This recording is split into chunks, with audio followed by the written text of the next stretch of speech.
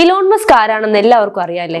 കെക്കിയസ് maximus ഈ പേര് കേട്ടിട്ടുണ്ടോ? മസ്കിന്റെ കൂടെ ഈ പേര് എന്തിനു പറയുന്നു എന്നായിരിക്കും നിങ്ങൾ ചിന്തിക്കുന്നത്.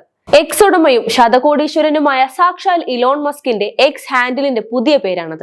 റോമൻ യോദ്ധാക്കളുടേത് പോലുള്ള വസ്ത്രമണിഞ്ഞ് കയ്യിൽ വീഡിയോ ഗെയിം ജോയിസ്റ്റിക്കും പിടിച്ചിരിക്കുന്ന പ്രശസ്ത കാർട്ടൂൺ കഥാപാത്രവും മീമുമായ പെപ്പെ ദ ഫ്രോഗിനെയാണ് പ്രൊഫൈൽ പിക്ചറായി തിരഞ്ഞെടുത്തിരിക്കുന്നത്. പേരുമാറ്റി മണിക്കൂറുകൾക്കുള്ളിൽ കെക്കിയസ് മാക്സിമസ് എന്ന പേരിലുള്ള മീം കോയിനിന്റെ മൂല്യം 900% വരെ ഉയർന്നു. ക്രിപ്റ്റോ നാണയങ്ങളുടെ മൂല്യത്തിൽ വ്യത്യാസമുണ്ടാക്കുന്നതിൽ പേരുകേട്ട മസ്കിന്റെ പുതിയ തമാശയുടെ ലക്ഷ്യവും ഇതാണെന്നാണ് അഭ്യൂഹങ്ങൾ.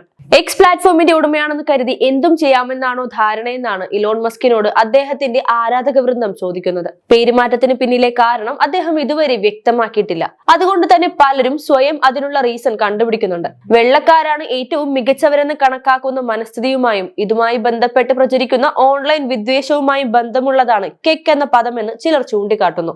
റോമൻ യോദ്ധാക്കളുടെ ചിഹ്നവും ഈ മനസ്ഥിതി പ്രചരിപ്പിക്കുന്നവർ ഉപയോഗിക്കുന്ന ചിഹ്നങ്ങളിൽ ഒന്നാണ്. റോം പശ്ചാത്തലമായി ഗ്ലാഡിയേറ്റർ എന്ന ജനപ്രിയ സിനിമയിലെ കഥാപാത്രങ്ങളിൽ ഒന്നിന്റെ പേരിൽ നിന്നാണ് മാക്സിമസ് വന്നതെന്നും വാദമുണ്ട്. എന്നാൽ ലാസ് വെഗാസിലെ ഡൊണാൾഡ് ട്രംപ് ഹോട്ടലിന് മുന്നിലുണ്ടായ ടെസ്ല സൈബർ ട്രക്ക് പൊട്ടിത്തെറിക്ക് പിന്നാലെ മസ്ക് എക്സിൽ തന്റെ ശരിയായ പേരിലേക്ക് മടങ്ങുകയും ചെയ്തു. അടുത്തിടെ ചൊവ്വയിൽ മനുഷ്യർ സ്ഥാപിക്കുന്ന കോളനിയിൽ ഉണ്ടാകുന്ന ഭരണക്രമത്തെ പറ്റിയുള്ള ഇലോൺ മസ്കിന്റെ നിർദ്ദേശം വാർത്തയായിരുന്നു.